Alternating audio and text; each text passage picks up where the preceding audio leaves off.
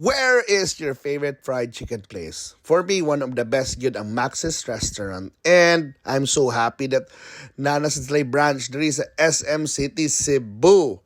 At the ground floor by. Money a new branch. Then, naghan kinig really awesome elements sa design. For example, mactan stones. Then, some wood from their old Manila branch na ilang giri-purpose. Dayon mo na, lamig kay Country, and this is the corner bakery nila where you can buy some goodies that you can take home na and as a pasalubong sa imong mga, sa naa sa balay. But we come here for the food, and they're offering Cebu specials that include danggit, chorizo, seafood kare-kare na diri ra gid na sa Cebu my experience.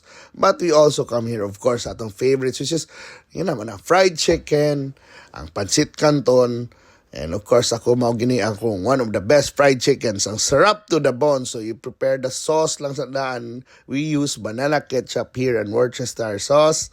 Ang tanawa niya, I'm gonna eat, the sarap to the bones Max's fried chicken. Diba? Na. Kita ka na.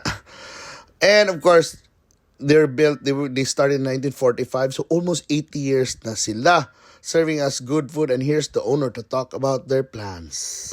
It's going to be a different celebration, I was involved in the 50th. Can you imagine that?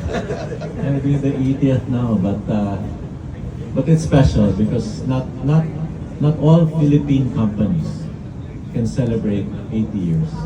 And not all Philippine food companies can say that the original store is even better than when it started in 1945 because of all the work. We put up a little bar inside called Ruby's.